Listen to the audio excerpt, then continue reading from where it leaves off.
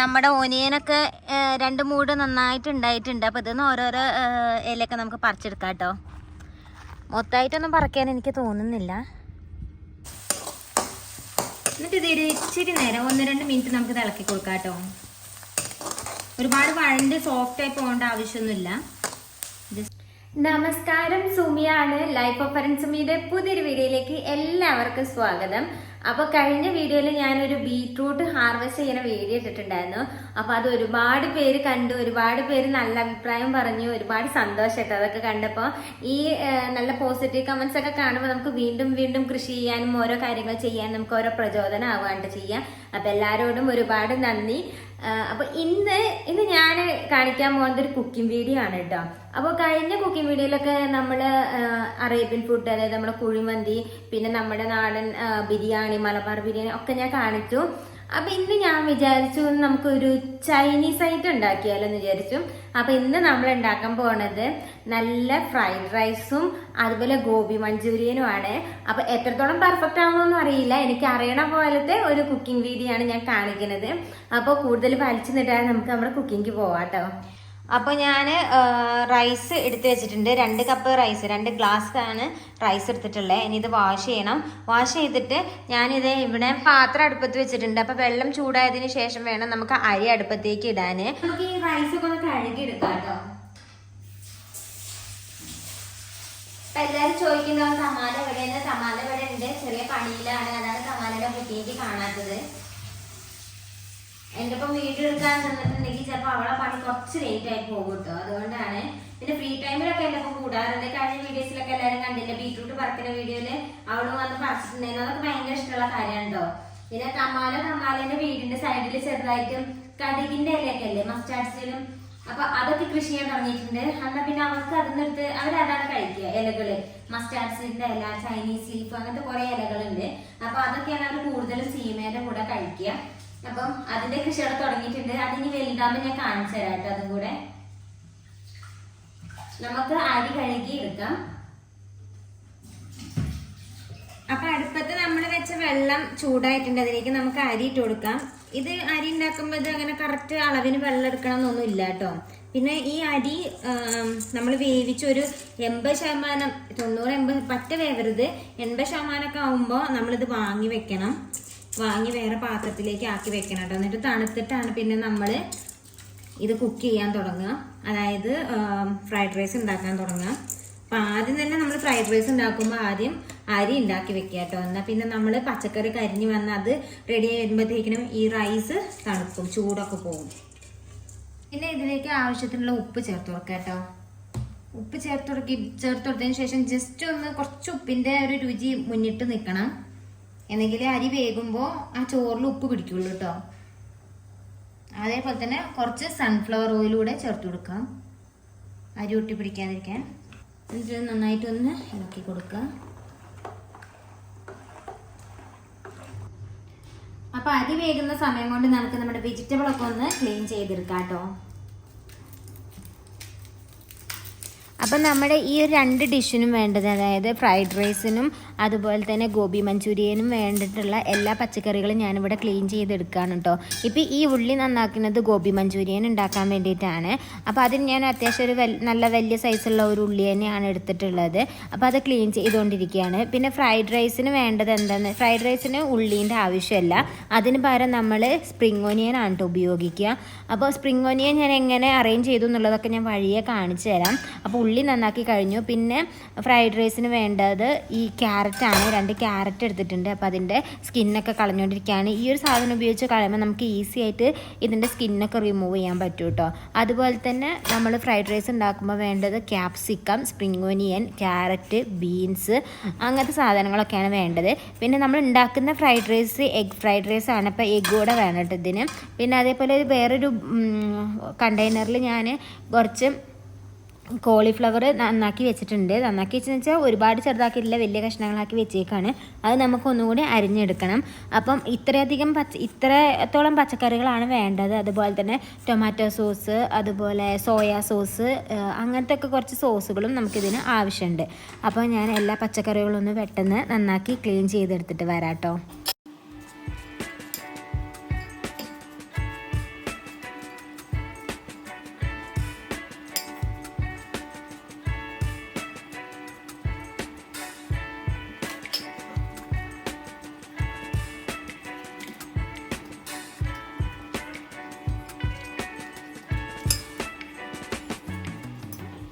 അപ്പം നമുക്ക് നമ്മുടെ ഫ്രൈഡ് റൈസ് ഉണ്ടാക്കാൻ ഈ സ്പ്രിംഗ് ഓനിയനൊക്കെ വേണമല്ലോ. അപ്പം ഞാനിവിടെ മുറ്റത്ത് 1-2 ഓനിയൻ നട്ട് വളർത്തിയിട്ടുണ്ട്, കുറച്ച് വലുപ്പമായിട്ടുണ്ട്.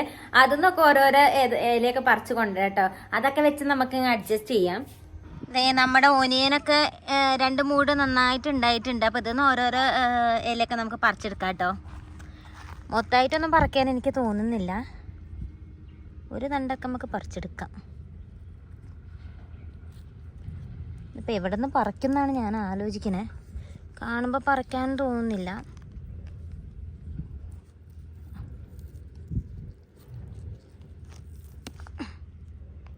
ഒന്ന് പറിച്ചു, ഒന്നുകൂടെ പറിക്കാം അല്ലേ.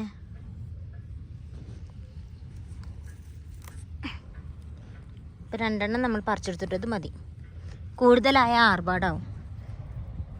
അപ്പോൾ അങ്ങനെ നമ്മൾ നട്ട് വളർത്തണേം കൊണ്ട് എന്തെങ്കിലുമൊക്കെ ഉണ്ടാക്കുമ്പോൾ ചെറുത് ഒരു കഷ്ണം നമുക്ക് പറിച്ചെടുക്കാൻ പറ്റും. അപ്പോൾ അതെ 2 ഉള്ളീൻ്റെ ചെറിയ 2 ഇല പറിച്ചിട്ടുണ്ട്. അപ്പോൾ അത് നമുക്ക് അരിഞ്ഞെടുക്കാം. പിന്നെ ഇവിടെ ബട്ടർനട്ടൊക്കെ ഉണ്ടായിട്ടുണ്ട് കേട്ടോ, അതൊക്കെ ഞാൻ അടുത്ത വീഡിയോയിൽ കാണിച്ചു തരാം. കുറേ പച്ചക്കറികൾ കാണിച്ചു തരാം അടുത്ത വീഡിയോയിൽ.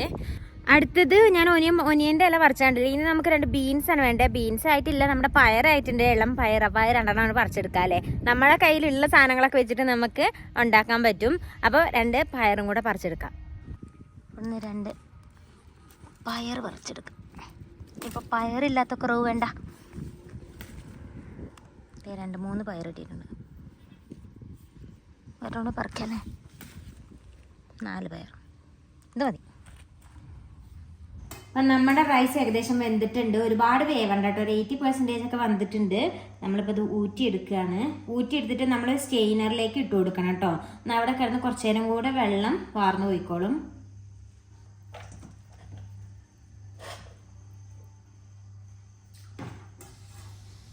അപ്പോൾ എല്ലാ ചോറും ഊറ്റിയൊക്കെ കഴിഞ്ഞിട്ട് ഇനി അത് അവിടെ നമുക്ക് റെസ്റ്റ് ചെയ്യാൻ വെക്കാം. കുറച്ച് തണുക്കൊക്കെ വേണം. ആ നേരം കൊണ്ട് നമ്മൾ പറിച്ചെടുത്ത് കൊണ്ടുവന്നിട്ടുള്ള ഒനിയൻ്റെ ഇല നമുക്കൊന്ന് കട്ട് ചെയ്തെടുക്കാം കേട്ടോ. അപ്പം എല്ലാ ഒനിയൻ്റെ ഇലയും ഞാൻ കട്ട് ചെയ്തെടുക്കാൻ പോവാണ്. പിന്നെ ശരിക്കും പറഞ്ഞാൽ നമ്മുടെ ഫ്രൈഡ് റൈസ് ഉണ്ടാക്കുമ്പോൾ ഈ സ്പ്രിംഗ് ഒനിയൻ്റെ അടിഭാഗത്തുള്ള വെള്ള കളറുള്ള ഒരു ഭാഗം ഉണ്ടാവുമല്ലോ, അതാണ് നമ്മൾ ഇതിൽ ഉള്ളിക്ക് പകരമായിട്ട് ഉപയോഗിക്കുന്നത്. പക്ഷെ ഞാൻ പറിച്ചപ്പോൾ ഒന്നായിട്ട് വേരോടൊക്കെ പറിച്ചെടുക്കാത്തതുകൊണ്ട് അതിൻ്റെ അടിഭാഗത്ത് വെള്ളം കിട്ടിയിട്ടില്ല.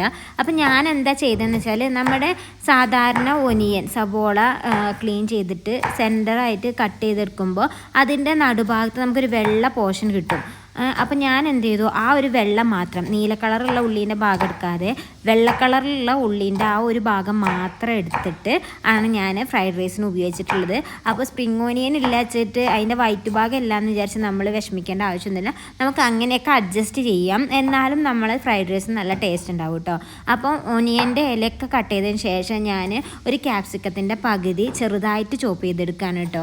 ഒരുപാട് വലുപ്പം വേണ്ട, കുനുകുനാ അരിഞ്ഞ് ചെറുതായിട്ട് കട്ട് ചെയ്തെടുക്കുകയാണ്. അടുത്തത് നമ്മൾ ക്യാരറ്റ് നന്നാക്കി വെച്ചിട്ടുണ്ടായിരുന്നു. അപ്പോൾ അതും ചെറുതായിട്ട് അരിഞ്ഞെടുക്കാൻ പോവുകയാണ്. ക്യാരറ്റൊക്കെ നല്ല ചെറുതായിട്ട് അരിയണം കേട്ടോ, എങ്കിൽ മാത്രമുള്ള ആ ഒരു ടേസ്റ്റ് നമുക്ക് കിട്ടുക. വലിയ വലിയ കഷ്ണാക്കി ഇടരുത്. അപ്പോൾ ഞാൻ ഈ ക്യാരറ്റ് 2 എണ്ണം നല്ല കുനുകുന അരിഞ്ഞിട്ട് വരാം കേട്ടോ. ക്യാരറ്റ് അരിഞ്ഞതിന് ശേഷം ഞാൻ വെളുത്തുള്ളിയാണ് അരിയുന്നത്. വെളുത്തുള്ളി റൗണ്ട് ആക്കിയിട്ടാണ് അരിഞ്ഞുകൊണ്ടിരിക്കുന്നത് കേട്ടോ. അപ്പോൾ വെളുത്തുള്ളി ഫ്രൈഡ് റൈസിന് അത്യാവശ്യമായിട്ടുള്ളൊരു കാര്യമാണ്. ഒരു 8-10 ഇല്ലി വെളുത്തുള്ളിയാണ് എടുത്തിട്ടുള്ളത്. അതും അത്യാവശ്യം നല്ല സൈസുള്ള വെളുത്തുള്ളിയായിട്ട് എടുത്തിട്ടുള്ളത്. കാരണം എന്താണെന്ന് വെച്ചാൽ ഇപ്പോൾ ഇവിടെ വെളുത്തുള്ളി സീസണല്ല, വെളുത്തുള്ളി ആയി വരുന്നുള്ളൂ. അതുകൊണ്ട് തന്നെ ഇതെല്ലാം പച്ച വെളുത്തുള്ളിയാണ്, ഡ്രൈ ആയിട്ട് നമ്മുടെ നാട്ടിൽ കിട്ടുന്ന അങ്ങനത്തെ വെളുത്തുള്ളി അല്ലത്.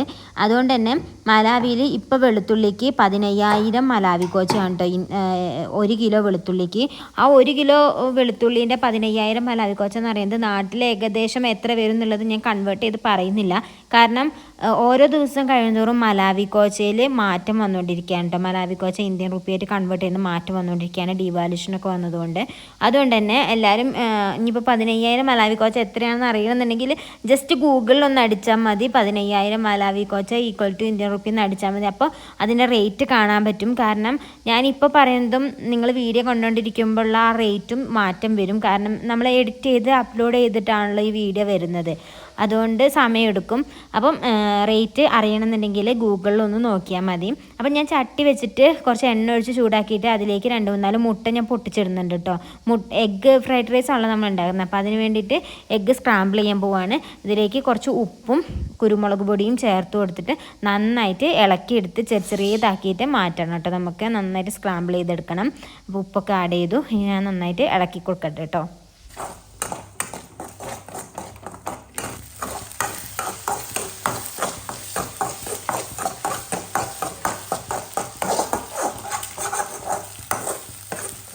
അപ്പോൾ നമുക്കിത് ഉണ്ടാക്കാൻ വേണ്ടിയിട്ട് ആദ്യം ഒരു വലിയൊരു ചട്ടി അടുപ്പത്ത് വെച്ചിട്ട് അതിലേക്ക് കുറച്ച് ഓയിൽ ഒഴിച്ചു കൊടുക്കുക. അപ്പം നമ്മളെല്ലാ സാധനവും അരിഞ്ഞ് പെറുക്കി നമ്മൾ അടുത്ത് തന്നെ വെക്കണം കേട്ടോ. നല്ലൊരു മീഡിയം ടു ഹൈ ഫ്ലെയിമിൽ വെച്ചിട്ട് വേണം നമ്മുടെ ഫ്രൈഡ് റൈസ് ഉണ്ടാക്കാൻ, എന്നെങ്കിൽ അത് ശരിയാവുള്ളൂ കേട്ടോ. അപ്പം എല്ലാ സാധനവും ഞാനിവിടെ അരിഞ്ഞെടുത്ത് വെച്ചിട്ടുണ്ട്. അപ്പം എണ്ണ ചൂടായിട്ടുണ്ട്. ഇനി ഇതിലേക്ക് നമുക്ക് ഫസ്റ്റ് വെളുത്തുള്ളി ചേർത്ത് കൊടുക്കാം. അടുത്ത നമ്മൾ ഇതിൽ ചേർത്ത് കൊടുക്കുന്നത് ഞാൻ നേരത്തെ പറഞ്ഞ ഉള്ളിയുടെ വെള്ളഭാഗം അരിഞ്ഞതുണ്ടല്ലോ, അത് സ്പ്രിംഗ് ഒനിയൻ്റെ വെള്ളഭാഗം പോലെ തന്നെ ഇരിക്കും കേട്ടോ. അപ്പോൾ അത് ചേർത്ത് കൊടുക്കുക. എന്നിട്ട് നന്നായിട്ടൊന്ന് ഇളക്കി ഒന്ന് മൂപ്പിച്ചെടുക്കാം. ഒന്ന് ഇളക്കി കൊടുക്കാം. ഇത് ഒരുപാട് വഴണ്ടെടുക്കേണ്ട ആവശ്യമൊന്നുമില്ല കേട്ടോ. ജസ്റ്റ് ഇങ്ങനെ നമ്മളൊന്ന് ജസ്റ്റ് ഇളക്കി കൊടുത്താൽ മതി. ഇനി അടുത്ത് നമുക്ക് ഇതിലേക്ക് ക്യാരറ്റ് ചേർത്ത് കൊടുക്കാം. ചോപ്പ് ചെയ്ത് വെച്ച ക്യാരറ്റ് ചേർത്ത് കൊടുക്കാം.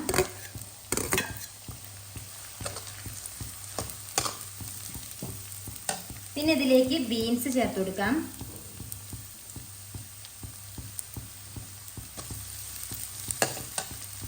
അടുത്ത ഇതിലേക്ക് ചെറുതായിട്ട് അരിഞ്ഞ് ക്യാപ്സിക്കം ചേർക്കാം. പിന്നെ ക്യാബേജ് ചെറുതായിട്ട് അരിഞ്ഞതും കുറച്ച് ചേർത്ത് കൊടുക്കാം കേട്ടോ. എൻ്റെ അടുത്ത് അതില്ലാത്തതുകൊണ്ട് ഞാൻ ഇടുന്നില്ല. എന്നിട്ട് ഇത് ഇച്ചിരി നേരം 1-2 മിനിറ്റ് നമുക്ക് ഇളക്കി കൊടുക്കാം കേട്ടോ. ഒരുപാട് വഴണ്ട് സോഫ്റ്റ് ആയി പോകേണ്ട ആവശ്യമൊന്നുമില്ല. ജസ്റ്റ് ഒന്ന് വഴറ്റിയെടുക്കാം. ഞാൻ ഹൈ ഫ്ലെയിമിൽ വെച്ചിട്ടാണ് ഇതെല്ലാം ചെയ്യുന്നത്. ഇനി ഇതിലേക്ക് നമ്മൾ നേരത്തെ സ്ക്രാമ്പിൾ ചെയ്ത് വെച്ചിട്ടുള്ള മുട്ട ചേർത്ത് കൊടുക്കാം കേട്ടോ.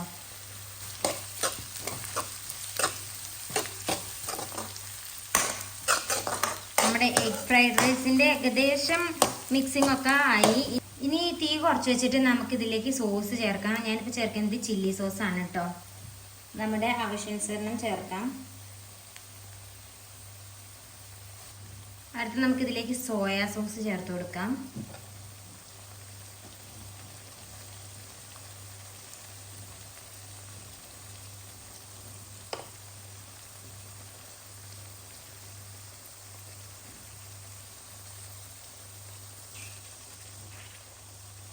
അപ്പൊ സോയാ സോസും ചില്ലി സോസും ചേർത്ത് നമുക്കൊന്ന് നന്നായിട്ടൊന്ന് ഇളക്കിയെടുക്കാം. ഇതിലേക്ക് ഒരു കുറച്ച് പഞ്ചസാര ചേർത്ത് കൊടുക്കണം.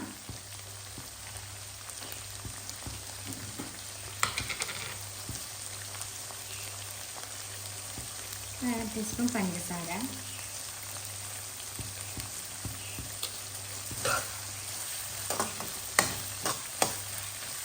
അപ്പം നമ്മളിങ്ങനെ ഇളക്കിക്കൊണ്ടിരിക്കുമ്പോൾ ജസ്റ്റ് ഒന്ന് ഉപ്പുണ്ടോ എന്ന് നോക്കണേ. കാരണം നമ്മളിതിൽ ഉപ്പേ ഇട്ടിട്ടില്ല, നമ്മൾ ചോറ് ഉണ്ടാക്കിയപ്പോൾ മാത്രം ഉപ്പ് ഇട്ടിട്ടുള്ളൂ. അപ്പം ഞാനിന്ന് ഉപ്പ് ടേസ്റ്റ് ചെയ്യാൻ, ഉപ്പില്ലേ നമുക്ക് കുറച്ച് ഉപ്പ് ഇട്ട് കൊടുക്കാം. കാരണം സോയാ സോസിൽ ഉപ്പിൻ്റെ ടേസ്റ്റ് ഉണ്ടാവും. ഞാനൊരു ഇച്ചിരി ഉപ്പ് ചേർത്ത് കൊടുക്കുന്നുണ്ട്.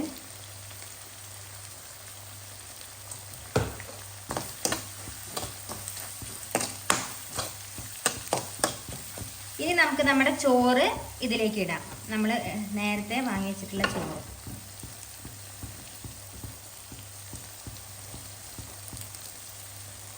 കണ്ടോ, നമ്മുടെ ചോറൊന്നും ഒട്ടിപ്പിടിച്ചിട്ടില്ല. എല്ലാ അരിയും കണ്ടോ ഇങ്ങനെ വേറിട്ട് നിൽക്കുന്നുണ്ടോ, സിംഗിൾ പീസായിട്ട്.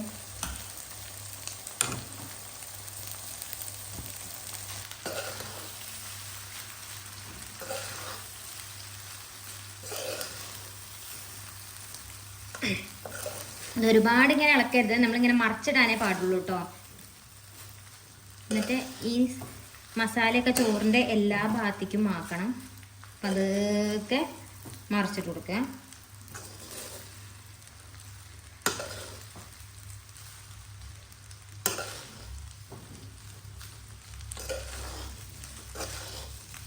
എല്ലാ ഭാഗത്തേക്കും ഈ ഒരു കളർ എത്തണം കേട്ടോ. ഒരു ലൈറ്റ് മഞ്ഞ കളറൊന്നല്ല, ജസ്റ്റ് ഈ വെള്ളം ഒന്ന് മാറണം, എങ്കിലേ ഇത് റെഡി ആവുള്ളൂ.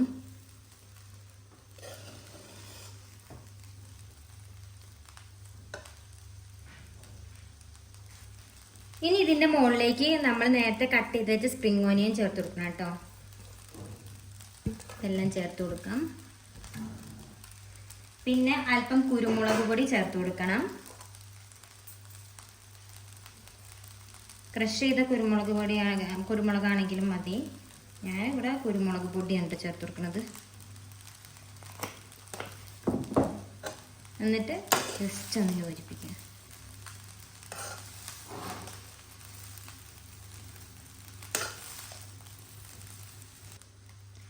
ഇപ്പം ഫൈനലി നമ്മുടെ ഫ്രൈഡ് റൈസ് റെഡി ആയിട്ടുണ്ട്. കണ്ടോ, എല്ലാ ഭാഗത്തേക്കും കുരുമുളക് പൊടിയും ഉപ്പും ആ മുട്ടയും പച്ചക്കറിയും ഒക്കെ എത്തിയിട്ടുണ്ട്. അതിൻ്റെ ഒരു വെള്ള കളറ്, ഓവർ വെള്ള, നമ്മൾ അരിയുടെ കളർ മാറി ഈ പൊടികളുടെയൊക്കെ ചെറിയൊരു കളറൊക്കെ എത്തിയിട്ടുണ്ട്. അങ്ങനെ ഫ്രൈഡ് റൈസ് റെഡി ആയിട്ടുണ്ട്. ഇനി നമുക്ക് ഗോബി മഞ്ചൂരിയൻ ഉണ്ടാക്കാൻ തുടങ്ങാം കേട്ടോ. അപ്പോൾ ഫ്രൈഡ് റൈസ് ഉണ്ടാക്കി വന്നപ്പോൾ തന്നെ നമ്മുടെ വീഡിയോ ഏകദേശം ഒരു 10-16 മിനിറ്റിൻ്റെ അടുത്തെത്താനായിട്ടുണ്ട്. അതുകൊണ്ട് ഗോബി മഞ്ചൂരിയൻ നമ്മൾ അടുത്ത വീഡിയോ ആയിട്ടാണ് കാണിക്കുന്നത്. പാർട്ട് 2 ആയിട്ട് കാണിക്കാം കേട്ടോ. അല്ലേ എല്ലാവർക്കും ഒരു മുഷിച്ചിലുണ്ടാവില്ലേ? അതുകൊണ്ട് നമുക്ക് അടുത്ത വീഡിയോയിൽ ഗോബി മഞ്ചൂരിയനായിട്ട് കാണാം. അപ്പോൾ ഇന്നത്തെ നമ്മുടെ ഫ്രൈഡ് റൈസിൻ്റെ റെസിപ്പി ഇഷ്ടപ്പെട്ടിട്ടുണ്ടെങ്കിൽ നമ്മുടെ ചാനലൊന്ന് സബ്സ്ക്രൈബ് ചെയ്യുക. അടുത്ത വീഡിയോയ്ക്ക് വേണ്ടി ഒന്ന് കാത്തിരിക്കണേ. അപ്പോൾ തൊട്ടടുത്ത ദിവസം ഗോബി മഞ്ചൂരിയനായിട്ട് വരാം. അതുവരേക്കും ബൈ ബൈ.